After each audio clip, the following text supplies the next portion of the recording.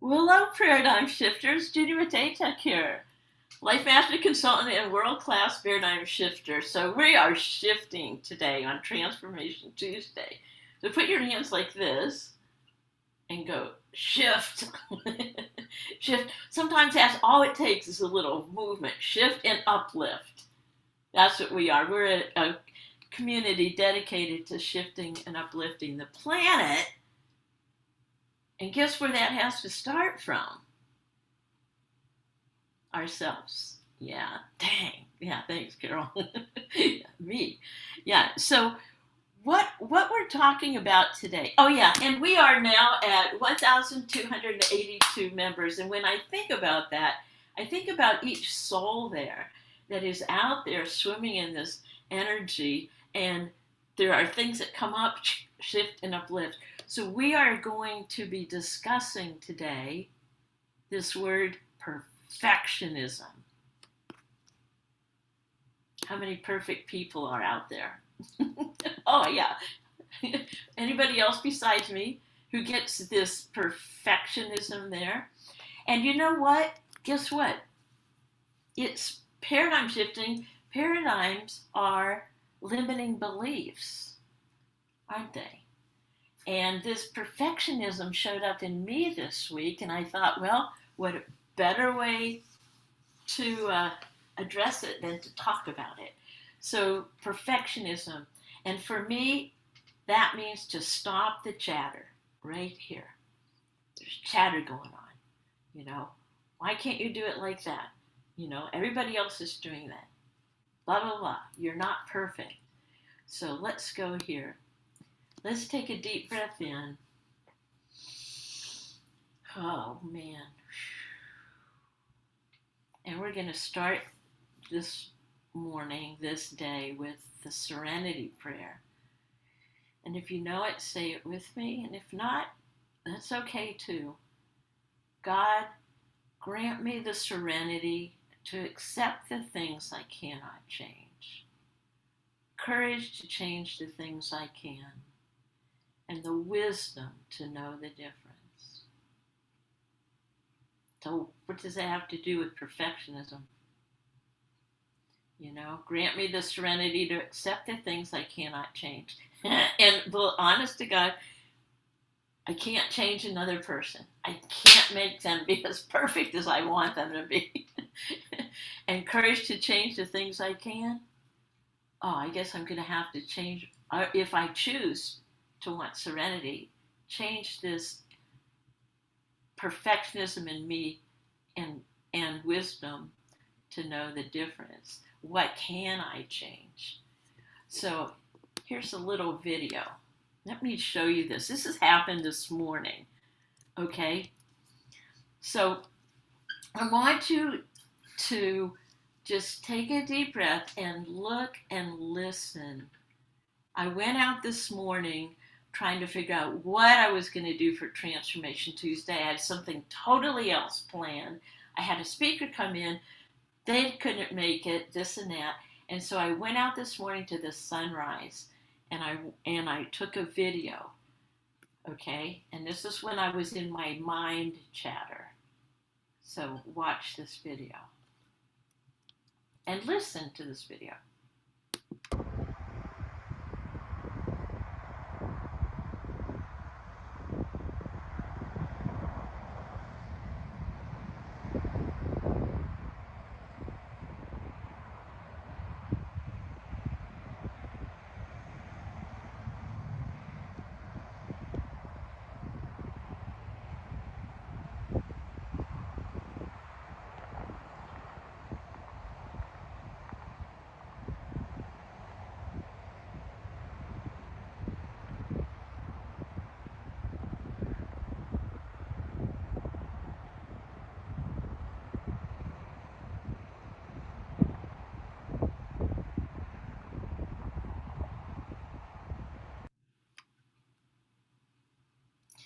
Now, listen to this next video.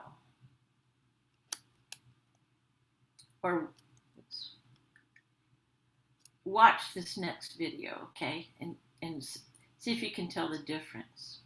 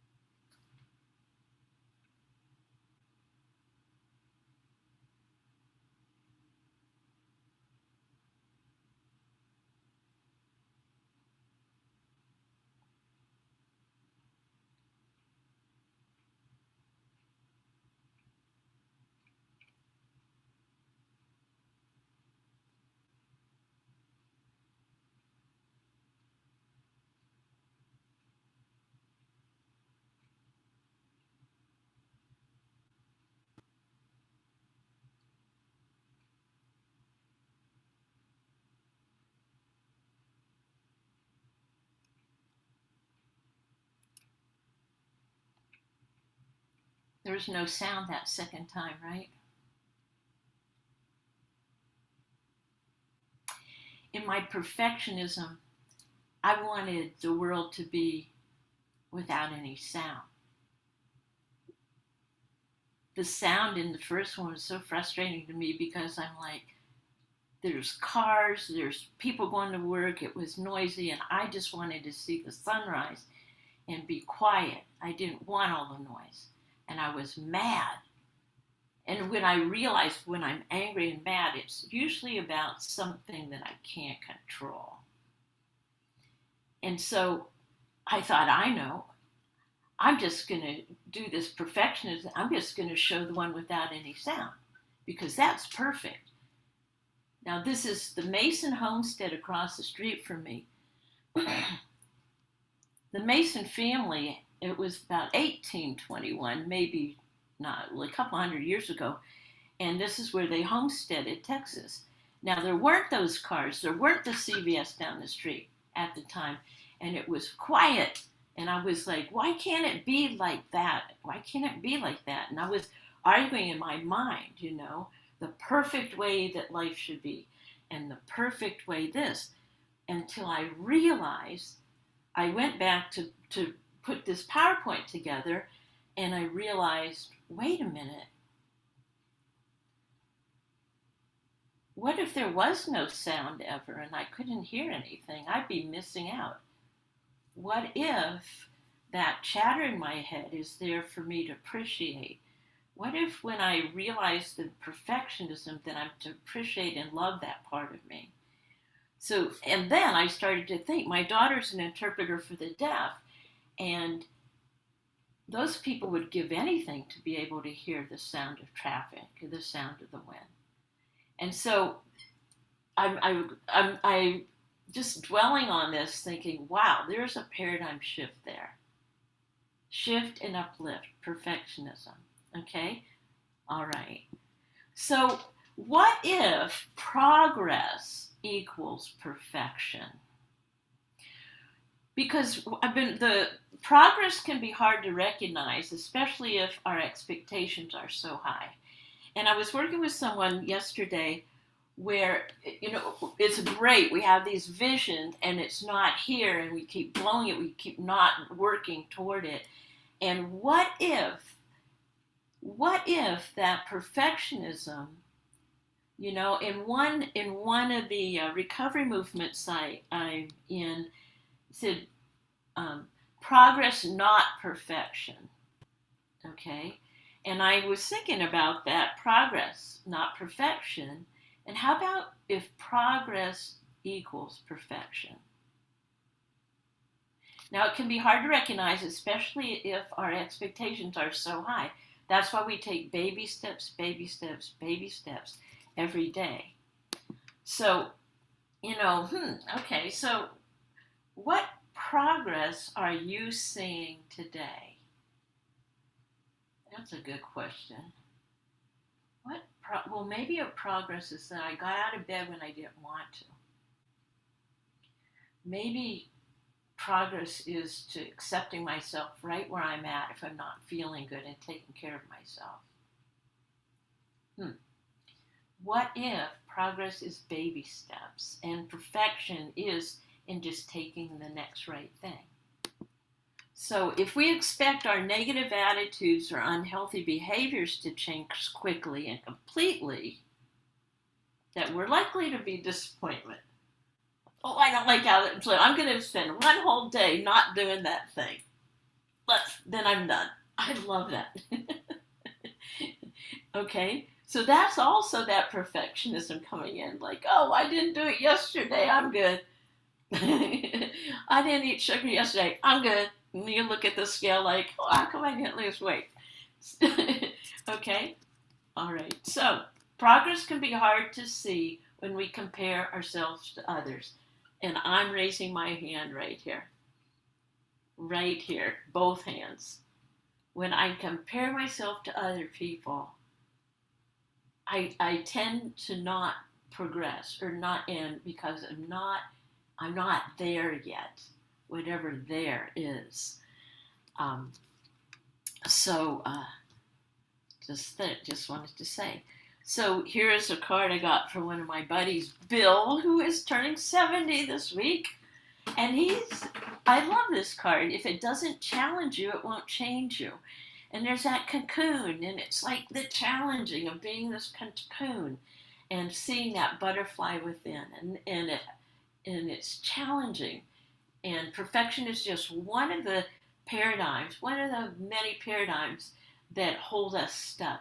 And one of the things we had a conversation yesterday, what if procrastination, when we're procrastinating, what if that is a form of perfectionism? Well, I'm not going to move forward at all until I get it perfect. So I'm not going to do anything. That was another aha moment yesterday. Okay, so perhaps it would be better to compare your present circumstances only to where you'd been in the past. Isn't that interesting? Oh, isn't that interesting? What if that would be, and then we're just measuring to ourselves. Okay, so I wanted to do this, read to you this story. Hang on a second. There we go, I'm coming back here. I want to read this story, and I'm going to invite you to close your eyes and listen to the words of this story. Oops. All right. This is a story written by Kent Nurburn. And it's called The Cab Driver's Story. Okay, so listen to the words. Take a deep breath in and settle in. There was a time in my life 20 years ago when I was driving a cab for a living. It was a cowboy's life, a gambler's life, a life for someone who wanted no boss, constant movement, and the thrill of the dice roll every time a new passenger got into the cab. What I didn't count on when I took that job was that it was also a ministry. Because I drove the night shift, my cab became a rolling confessional.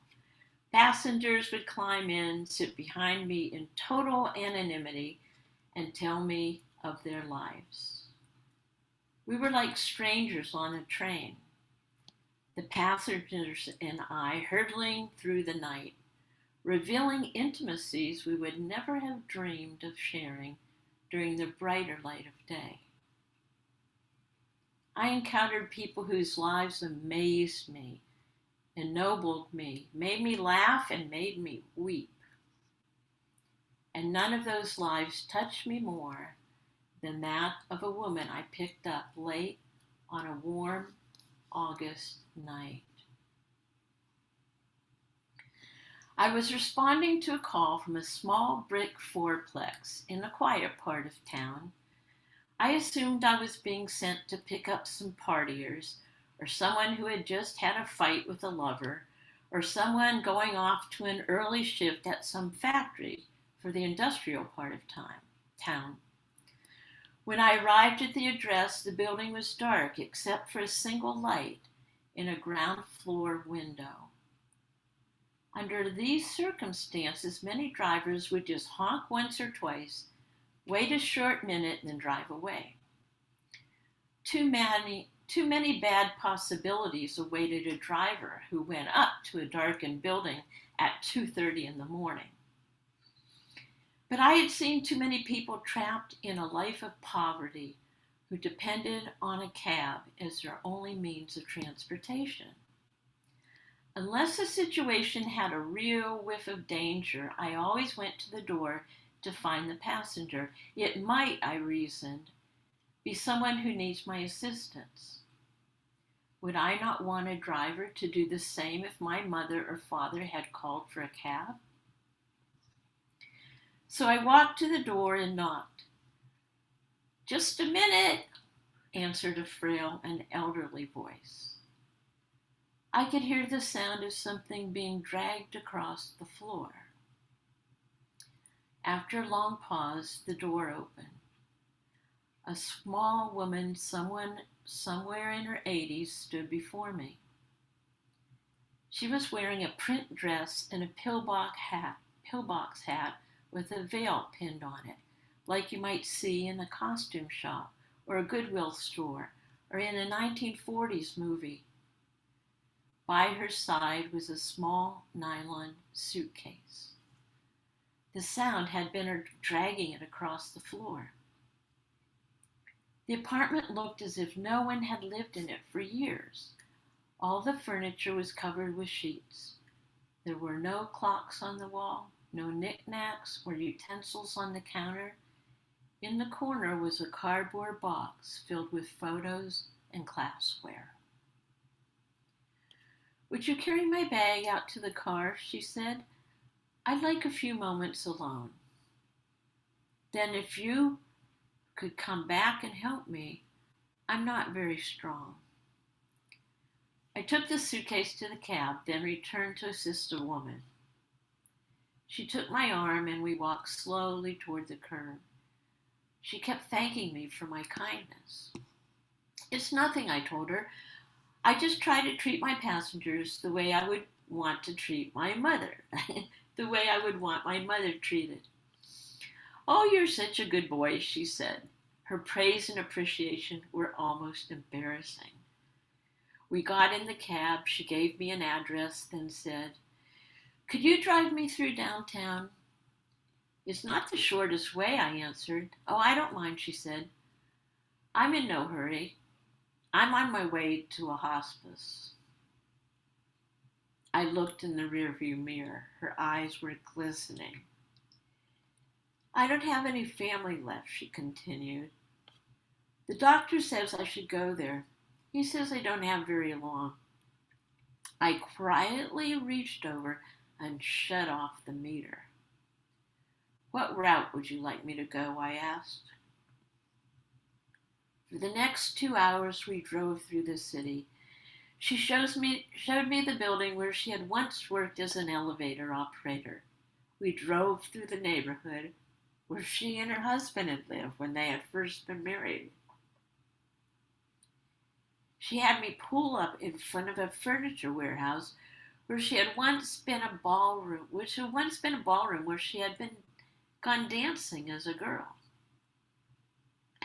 Sometimes she would have me slow in front of a particular building or corner and would sit staring in the darkness, saying nothing. As the first hint of sun was creasing the horizon, she suddenly said, "I'm tired, let's go now." We drove in silence to the address she'd given me.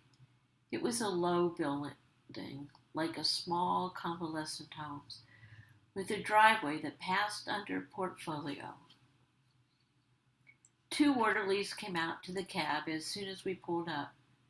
Without waiting for me, they opened the door and began assisting the woman. They were solicitous and intent, watching her every move. They must have been expecting her. Perhaps she had phoned them right before we left. I opened the trunk and took the small suitcase up the door. The woman was already seated in a wheelchair. "How much do I owe you?" she asked, reaching into her purse. "Nothing," I said.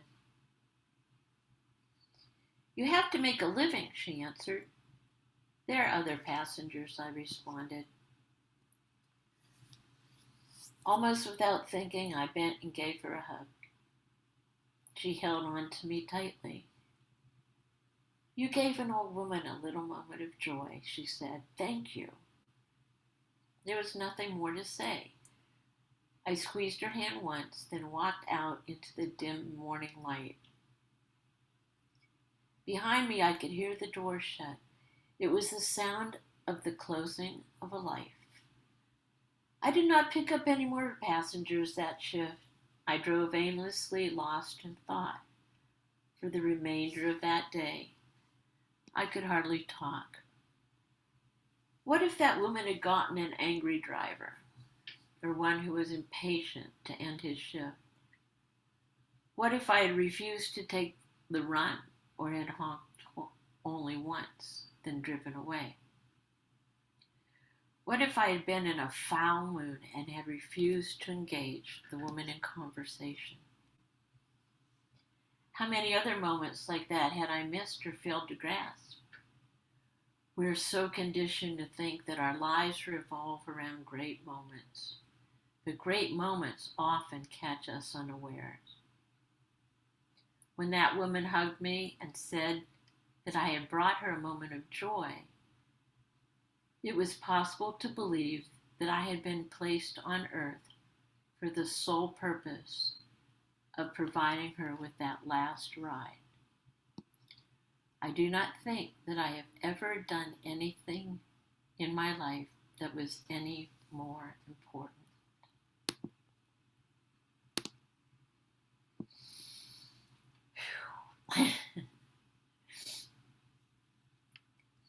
So what if today, no matter what you're doing, that you were perfectly perfect?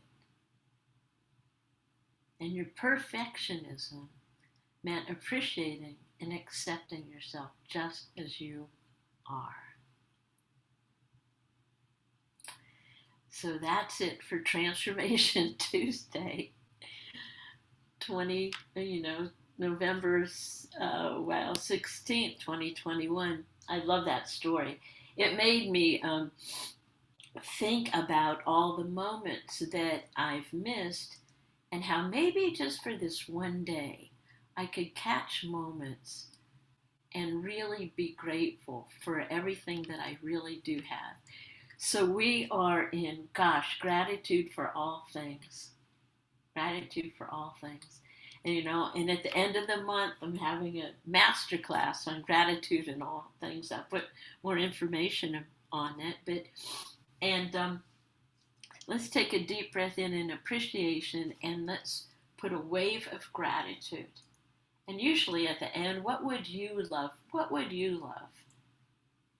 Yes, what would you love to hold for this day? I would love to have you hold a day of gratitude, appreciation, and a perfectly perfect, imperfect day.